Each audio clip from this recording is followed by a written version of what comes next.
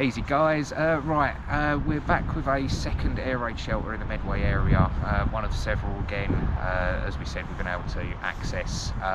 This one is a lot different to the last one that we did. It's a lot longer, would have been an open front and then the door off to the side. It would have been built for a lot more people. I think it was 50 people this one.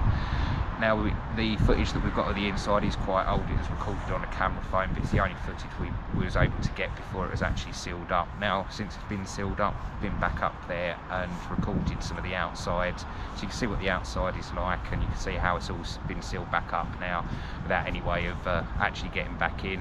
But yeah, no, just a short quick video, and hope you enjoy it. See you later.